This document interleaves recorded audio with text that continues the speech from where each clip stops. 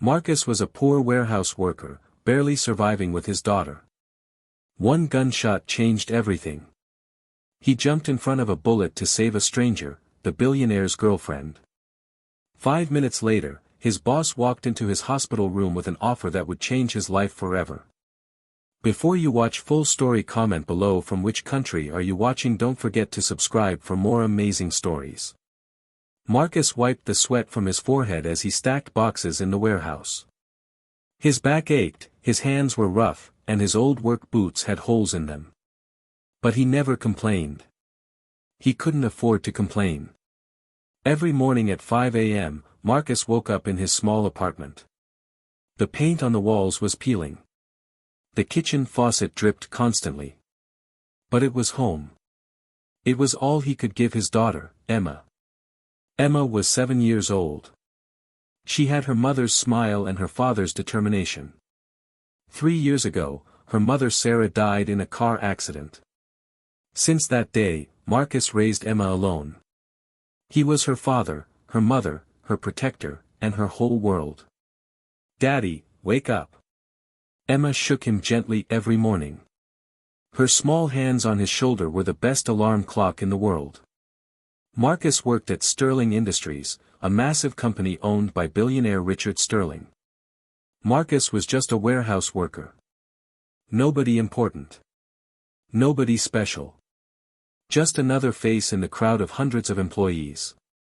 He earned barely enough to pay rent, buy food, and save a little for Emma's education. Sometimes he skipped meals so Emma could eat better. Sometimes he walked to work instead of taking the bus so he could save $2. "Daddy, why don't we have a car?" Emma asked one day. Marcus knelt down and held her small hands. "Because, princess, we're saving money for something more important. Your future." Emma hugged him tight. "I don't need anything, Daddy. I just need you." Those words gave Marcus strength. Every day, no matter how tired he was, he came home with a smile for Emma. It was a Tuesday morning. Marcus was working his usual shift at the warehouse. His supervisor, Mr. Peterson, was yelling at workers as always. "Move faster. We have deadlines," Peterson shouted. Marcus kept working quietly. He never talked back. He needed this job too much. Around 11 a.m., there was unusual activity in the building. Security guards rushed around. Expensive cars pulled into the parking lot. Word spread quickly among the workers. "Mr. Sterling is coming today with his girlfriend," someone whispered. Richard Sterling rarely visited the warehouse. He was a billionaire who usually stayed in his penthouse office downtown. But today, he was touring the facility with his girlfriend, Victoria Hayes. Victoria was a famous model. Beautiful, elegant, and always in the news. The workers whispered about her as they continued their tasks. Marcus didn't care about celebrities or billionaires. He just wanted to finish his shift and go home to Emma. She had a school play that evening, and he promised he wouldn't miss it. At noon, Mr. Sterling arrived with Victoria. They walked through the warehouse with security guards surrounding them. Victoria wore an expensive white dress and high heels. She looked completely out of place among the boxes and machinery. Marcus was moving a heavy box when they walked past him. He didn't even look up. He was focused on his work. "This is our main distribution center," Mr. Sterling explained to Victoria. "Everything gets sorted here before shipping." Victoria smiled politely, but she looked bored. Then everything changed in one terrible moment. A loud bang echoed through the warehouse. Then another. Then screaming. "Gun! Someone has a gun!" Chaos erupted. Workers ran in every direction. Security guards pulled out their weapons. Marcus looked up and saw a man in a black hoodie. The man's face was twisted with rage. He was pointing a gun directly at Mr. Sterling and Victoria.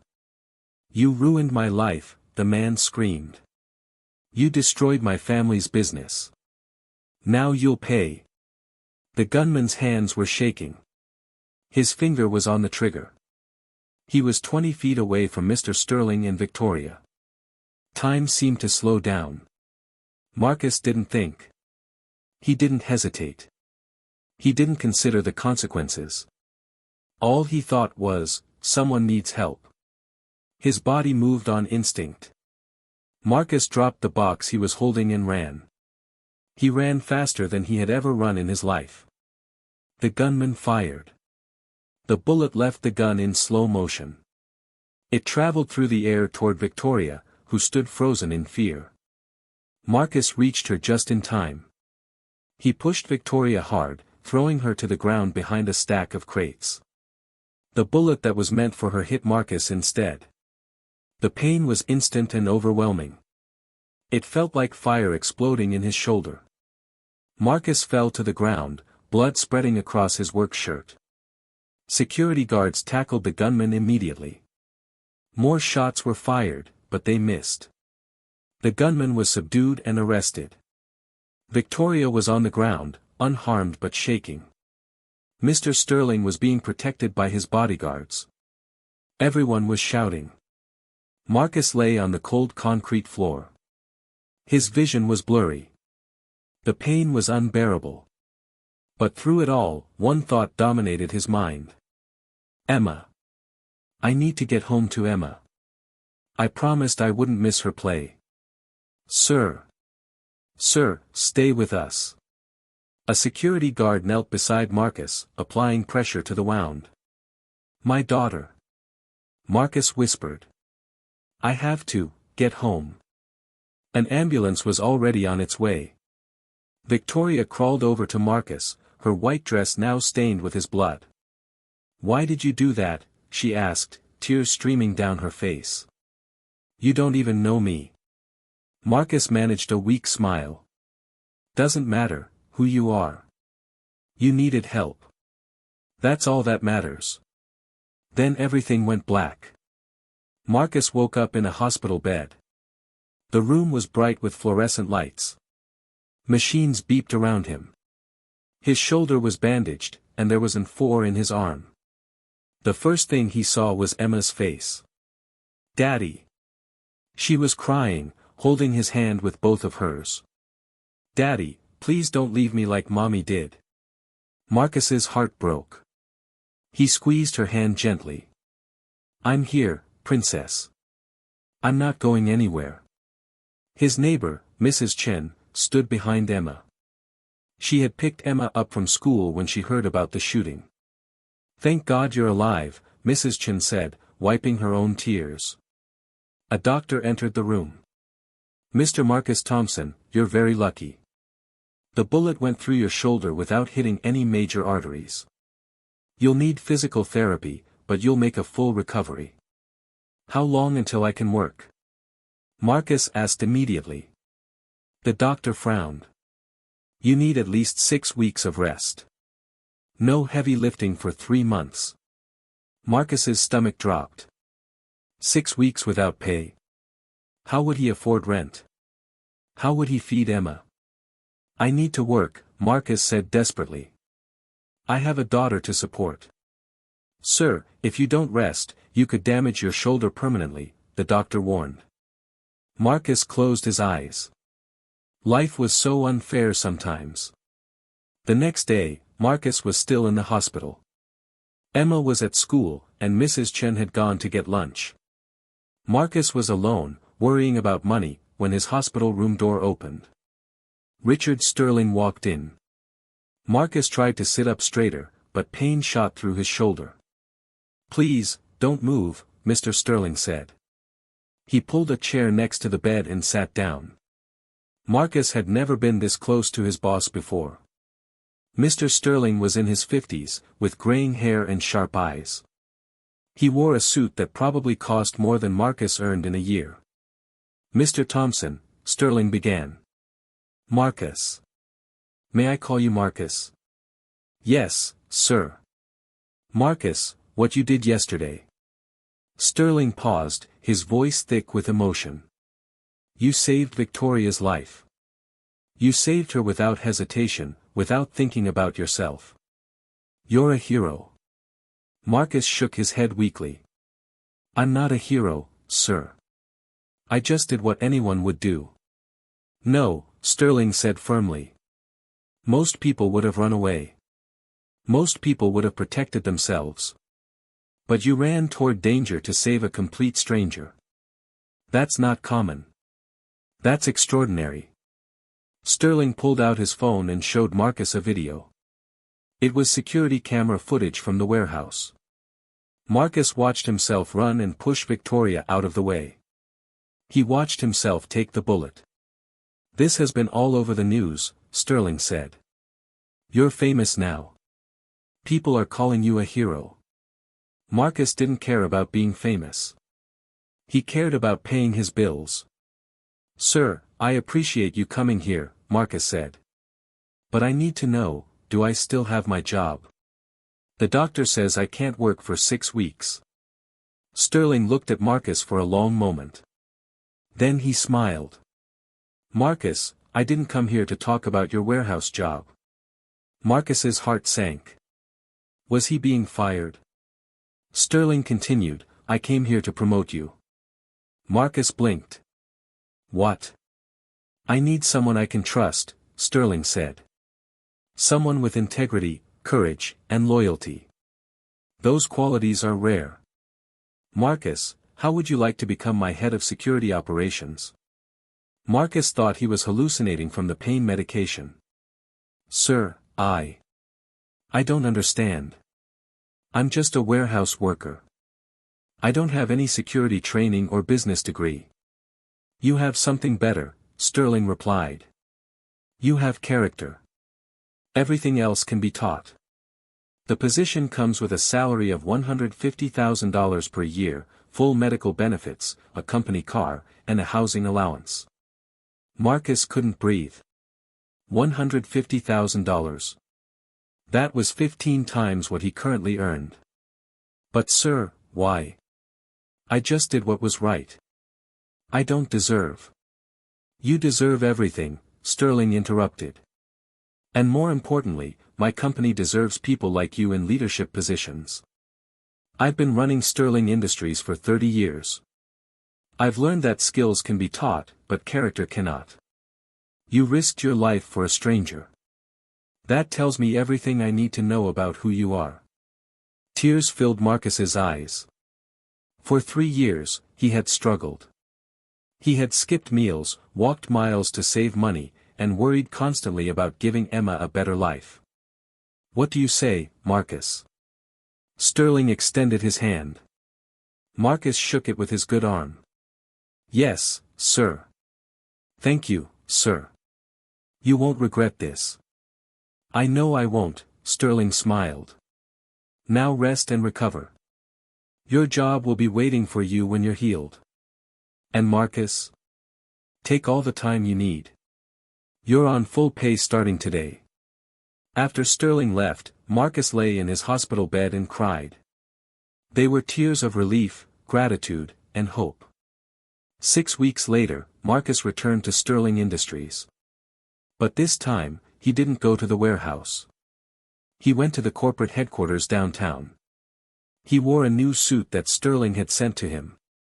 Emma had helped him pick out the tie that morning. You look so handsome, Daddy. Emma had said, straightening his collar. Marcus walked into the gleaming glass building. The lobby had marble floors and a massive chandelier. Security guards greeted him by name. Good morning, Mr. Thompson. Mr. Thompson. Not just Marcus or hey you. He had a title now. He had respect. His office was on the 45th floor. It had floor-to-ceiling windows overlooking the city. There was a large desk, comfortable chairs, and a private bathroom. On his desk was a nameplate, Marcus Thompson, head of security operations. Marcus stood at the window, looking out at the city. Somewhere out there was his old apartment with the peeling paint and dripping faucet. But not anymore. With his new salary, Marcus had already moved into a better apartment. Emma had her own room with new furniture. The kitchen didn't leak. The heater worked. It felt like a palace compared to their old place. His assistant, Jennifer, knocked on his door. "Mr. Thompson, you have a meeting with the security team in 10 minutes. "Thank you, Jennifer." Marcus took a deep breath. He was nervous. He knew people were probably wondering why a warehouse worker was suddenly running security operations. He knew he had to prove himself. The meeting room was full of security professionals. They all had years of experience and training. They looked at Marcus with skeptical eyes. "Good morning, everyone," Marcus began. "I know you're all wondering who I am and why I'm here. I'll be honest with you. 6 weeks ago, I was stacking boxes in a warehouse. I don't have a college degree in security management. I don't have military training. What I do have is a commitment to doing what's right, no matter the cost." He showed them the scar on his shoulder. "I took a bullet to protect someone. Not because she was rich or famous, but because she needed help. That's the principle I'll bring to this department. We protect everyone in this company, from the CEO to the cleaning staff, with the same dedication and courage. If you can accept that, then I look forward to working with you. If you can't, I understand, and there are no hard feelings." The room was silent for a moment. Then an older security officer stood up. His name was James, and he had been with the company for 20 years. "Mr. Thompson, what you did took guts. Real guts. You didn't hesitate. You didn't think about yourself. That's the kind of leader I want to follow." One by one, the others nodded in agreement. Marcus felt a weight lift from his shoulders. This could work.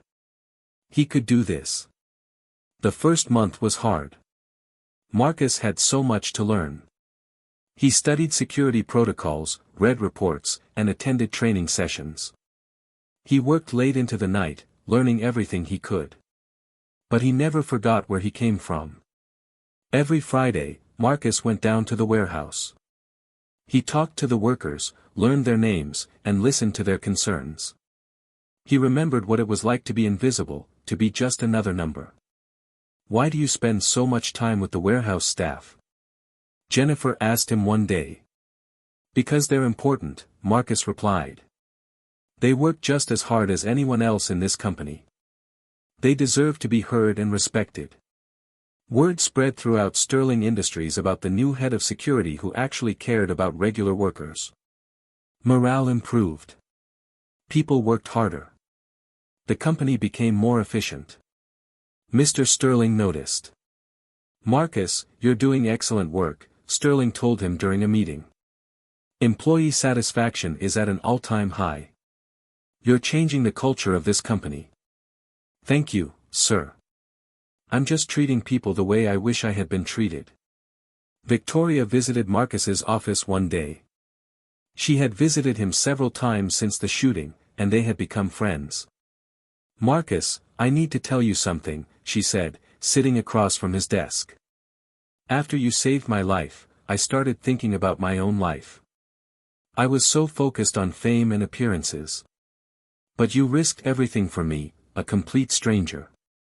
That changed me. You don't owe me anything, Victoria."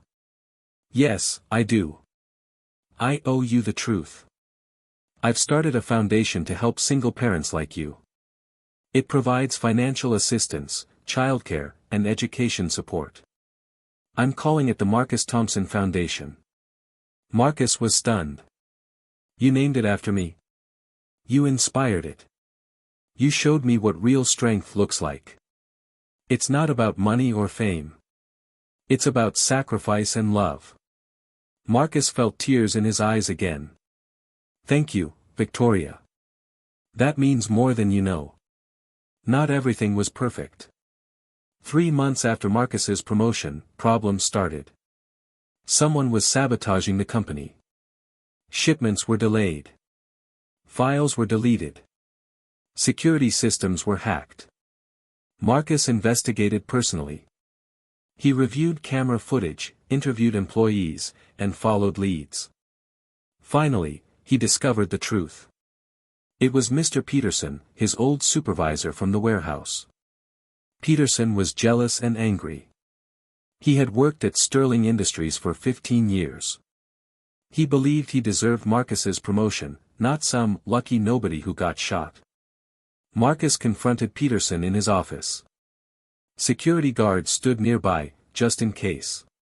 "Why, Peterson?" Marcus asked. "Why hurt the company?" Peterson's face was red with rage. "Why? Why? Because you stole what was mine. I worked here for 15 years. You worked here for 3 years and got promoted over me because of one lucky moment." "It wasn't luck," Marcus said calmly. "It was a choice. I chose to help someone in need." "What choice are you making right now?" "I'm making the choice to show everyone that you're not special." Peterson shouted. "You're just a poor single dad who got lucky." Marcus stood up and walked to the window. He was silent for a moment, then turned back to Peterson. "You're right," Marcus said quietly. "I am just a single dad. I did get lucky. But you know what? I never forgot where I came from. I never looked down on the people I used to work with. I treat everyone with respect, from the janitor to the CEO. Can you say the same?" Peterson's anger faltered. Marcus continued, "You had 15 years to show your character, Peterson. You chose to bully workers, cut corners, and take credit for other people's work. I watched you for 3 years. You think I got promoted because of one moment? No. I got promoted because of every day I came to work and did my best, even when nobody was watching." The guards escorted Peterson out. He was fired and faced criminal charges for sabotage. Later, Sterling called Marcus to his office. "You handled that situation perfectly," Sterling said. "You didn't lose your temper. You didn't seek revenge. You simply stated the truth. That's why I chose you, Marcus. Not because you took a bullet, but because of who you are every single day." A year passed. Marcus had transformed security operations at Sterling Industries. The company was safer, more efficient, and more profitable than ever. But the best part wasn't his job. The best part was watching Emma thrive. With their new life, Emma attended a better school. She joined the drama club, made new friends, and excelled in her studies. She was happy and confident. One evening, Emma came home excited. "Daddy! Daddy! Guess what?" "What, princess?" "I got the lead role in the school play. I'm going to be Dorothy in The Wizard of Oz." Marcus picked her up and spun her around, careful of his healed shoulder. "That's amazing. I'm so proud of you. Will you come watch me, Daddy? Every performance. I wouldn't miss it for the world," Marcus promised. And he didn't. He attended every rehearsal and every performance. He sat in the front row, cheering louder than any other parent. After the final show, Emma ran to him and hugged him tight. "I did it, Daddy. I really did it. You were perfect, princess. Your mom would be so proud of you." Emma looked up at him with tears in her eyes. "Do you think she's watching us?" Marcus knelt down and held her hands, just like he used to in their old apartment. "I know she is. And I know she's smiling because her daughter is strong, talented, and kind. Just like she was. I miss her, Daddy. I miss her too. Every day. But you know what? She lives on in you. I see her in your smile, in your courage, in your kindness. That's the greatest gift she gave us." 2 years after the shooting, Marcus stood in front of a crowd of people. He was at the opening ceremony of a new community center in his old neighborhood. The center provided job training, childcare, and support services for single parents and struggling families. Marcus had used his savings and connections to make it happen. "This center exists because I remember what it's like to struggle," Marcus told the crowd. I remember what it's like to choose between paying rent and buying groceries. I remember what it's like to feel invisible and forgotten. But someone gave me a chance. Someone saw my potential when I couldn't see it myself. This center is my way of giving that same chance to others. Emma stood beside him, now 9 years old. She cut the ribbon to open the center, and the crowd applauded. Mr. Sterling and Victoria were in the audience. They had donated a significant amount of money to help build the center. After the ceremony, Sterling pulled Marcus aside. "Marcus, I have another proposition for you." Marcus smiled. "Should I be worried?" "I'm retiring," Sterling said. "And I want you to become the chief operating officer of Sterling Industries." Marcus's eyes widened. "Sir, that's too much. I'm not qualified."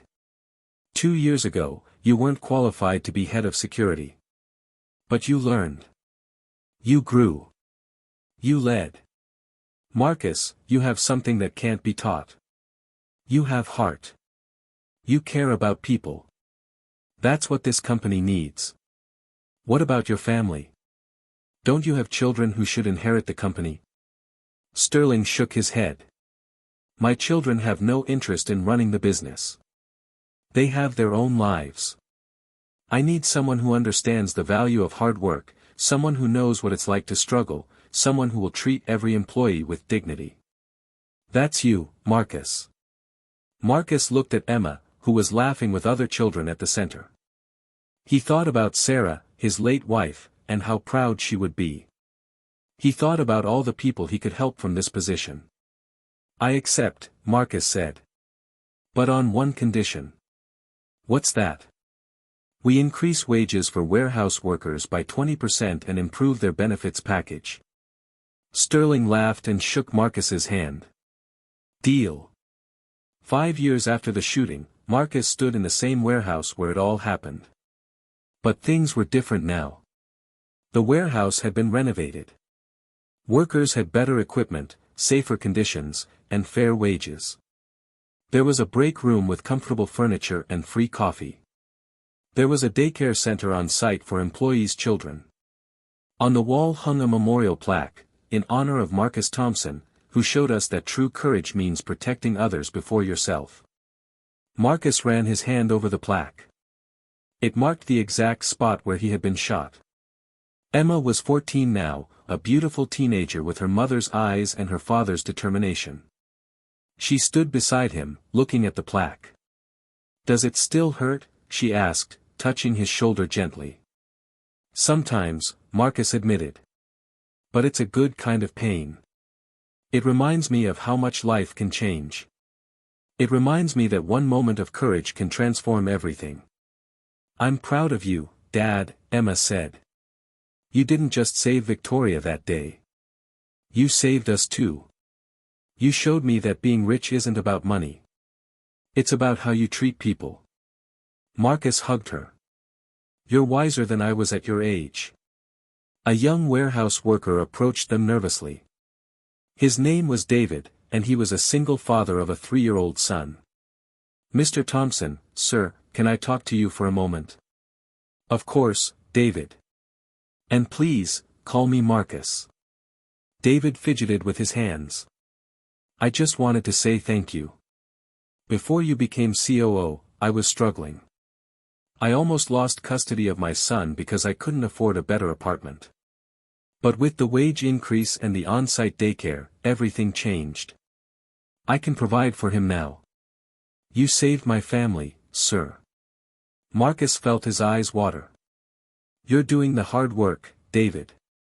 I just made sure you were compensated fairly for it." "No, sir. You did more than that. You gave people like me dignity. You made us feel seen and valued.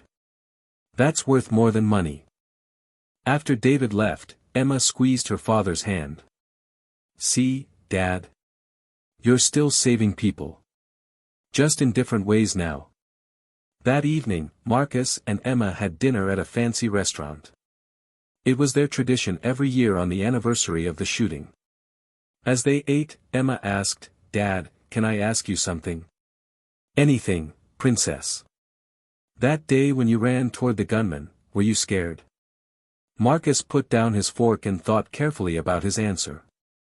He had never lied to Emma, and he wouldn't start now. Terrified, he admitted. I was more scared than I've ever been in my life. Then why did you do it? Because fear isn't the absence of courage, Emma. Courage is being scared and doing the right thing anyway. In that moment, I thought about you. I thought about how I teach you to help others, to be brave, to stand up for what's right. How could I teach you those things if I didn't live them myself? Emma nodded slowly. When I grow up, I want to be just like you. No, Marcus said gently. When you grow up, I want you to be exactly like yourself. But always remember, wealth isn't measured in bank accounts. It's measured in the lives you touch, the people you help, and the love you share. Mom taught you that, didn't she? Yes, she did. Your mother was the richest person I ever knew, even though we had nothing. She taught me that giving love costs nothing but means everything. They finished dinner and drove home in Marcus's car. It wasn't the fanciest car he could afford now, but it was reliable and safe. That was all that mattered. As they pulled into their driveway, Emma noticed an old man sitting on the steps of their building. He looked homeless, with tattered clothes and a worn backpack. Dad, stop, Emma said urgently. Marcus pulled over. Emma jumped out of the car and approached the old man. Marcus followed her. Sir, are you hungry? Emma asked gently. The old man looked up with tired eyes. I haven't eaten in 2 days, miss. Emma looked at her father. Marcus already knew what she wanted. Emma, go inside and make a plate of food from our leftovers, Marcus said. I'll be right behind you. Emma ran inside while Marcus sat down next to the old man. What's your name, sir? Marcus asked. George. George Martinez. George, I'm Marcus. Tell me your story. George explained that he had been a factory worker. His factory closed down. He lost his job, then his apartment, then everything. He had been living on the streets for 6 months. I'm not asking for money, George said quietly. I just want to feel human again. To be seen. Marcus understood that feeling completely. Emma returned with a plate of food and a bottle of water. George's hands shook as he took them. Thank you, he whispered. God bless you both. Marcus pulled out his phone and made a call. James, it's Marcus. I need a favor. Within an hour, James from the security team arrived with clothes, toiletries, and information about a shelter that had job training programs. George, tomorrow morning, you have an interview at Sterling Industries, Marcus said. We need maintenance workers. It's not glamorous, but it pays fairly, and it comes with benefits. If you want the job, it's yours. George stared at Marcus with tears streaming down his face. Why? Why would you do this for me? You don't know me. Marcus smiled. Because 5 years ago, I was one bad day away from being exactly where you are. Someone gave me a chance. I'm just passing it forward. 10 years after the shooting, Marcus sat in his office at Sterling Industries. He was now the CEO. Richard Sterling had passed away peacefully in his sleep 2 years ago, leaving Marcus in charge of the entire company. Under Marcus's leadership, Sterling Industries had become the most ethical and employee-friendly company in the country. They paid fair wages, provided excellent benefits, and invested heavily in their workers' education and growth. The Marcus Thompson Foundation, started by Victoria, had helped over 10,000 single parents get back on their feet. Victoria had become Marcus's best friend and closest advisor. Emma was 19, studying business and social work at a prestigious university. She planned to take over the foundation one day and expand its reach even further. David, the young warehouse worker Marcus had helped years ago, was now a manager. George, the homeless man they had helped, had been working as a maintenance supervisor for 8 years and had his own apartment. Marcus kept a photo on his desk. It showed him in his old warehouse uniform, standing next to Emma when she was 4 years old. The photo reminded him of where he came from and why he did what he did. A knock on his door interrupted his thoughts. His assistant entered. "Mr. Thompson, there's a reporter here from Time magazine. They want to interview you for their Person of the Year cover story." Marcus sighed. He had become famous over the years, but he never enjoyed the spotlight. "Tell them I'll do the interview on one condition: they have to also feature stories of 5 single parents who are struggling to make ends meet. Real people. Real stories. I want the world to see them." The assistant smiled. "I'll let them know." After she left, Marcus stood at his window, looking out at the city. Somewhere out there were people struggling just like he once had. People working 2 jobs, skipping meals, wondering how they'll pay rent. He couldn't help everyone. But he could help some. And those he helped would help others. Like ripples in a pond, one act of courage could spread infinitely. His phone buzzed. It was a text from Emma. "Dad, I just volunteered at the community center. There's a single mom there who needs help. Can we talk about her tonight?" Marcus smiled and typed back, "Of course, princess. That's what we do. We help." He looked at the scar on his shoulder. It had faded over the years, but it was still there. A permanent reminder of the day that changed everything. Taking that bullet was the scariest thing Marcus had ever done. But it led to a life beyond his wildest dreams. Not because of money or fame, but because it opened doors for him to help others. In the end, that's all that mattered. That's what Sarah would have wanted. That's what made life worth living. As the sun set over the city, Marcus thought about all the lives that had changed because of one moment of courage. Victoria, who started a foundation. David, who provided for his son. George, who found hope again. Thousands of employees whose lives improved. His daughter Emma, who learned that true wealth was measured in compassion. 1 bullet. 5 minutes. A lifetime of impact. And it all started because a simple man chose to run toward danger instead of away from it. Because in the end, courage isn't about being fearless. Courage is about loving others more than you fear for yourself. That was Marcus Thompson's legacy.